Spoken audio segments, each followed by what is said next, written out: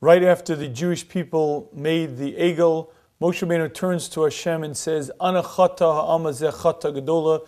This nation has sinned a very egregious sin. Please forgive them.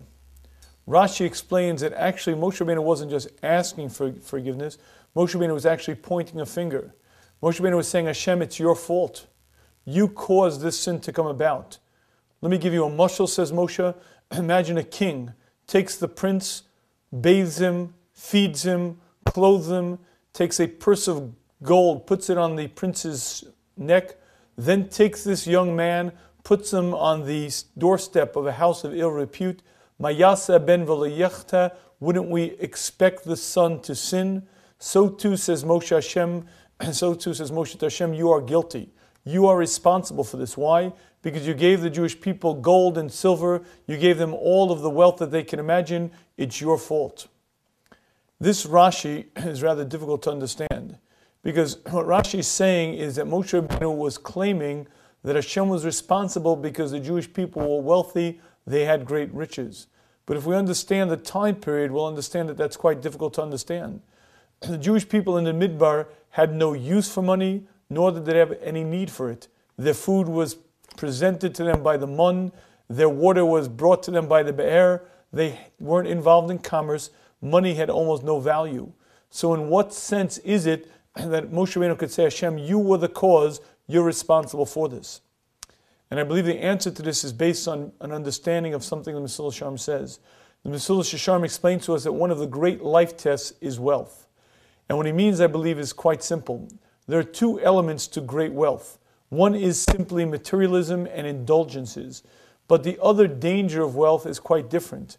Wealth has the danger of allowing a person to feel powerful, to feel independent. When I wake up in the morning and I feel rich, I'm a rich man, I'm different than you. But it's not just that I'm different than you, I'm not dependent on anyone. I don't need my children, I don't need my wife, I don't need God. I'm so wealthy I can buy and sell the entire world. One of the great dangers of wealth is a sense of independence.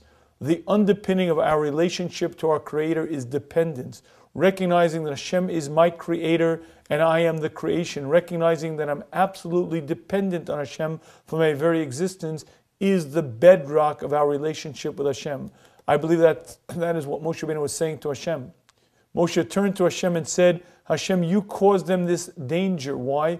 Because you gave them great wealth. That great wealth gave them a sense of independence, a sense of being rich people, a sense of being different, and that eroded the very basic relationship of a creation to its creator, and that's what caused them to serve idols, and that's what caused them to serve Avodah Zarah. I believe that this Rashi is very, very key to understanding our times. We live in a generation that is unprecedented in terms of the availability of wealth, luxuries, and the opportunity to one day be rich. The reality is that we live an extraordinarily wealthy lifestyle, and that is a tremendous bracha, but also comes with a real danger. If a person recognizes that I am but a creation dependent on my Creator, and my wealth and all that I have comes from my Creator, then he can enjoy tremendous bracha, enjoy wealth, and use it appropriately. The minute it turns into, I am a rich man, the minute it becomes something that defines me, then a person steps over that line and he erodes the very basic relationship to Hashem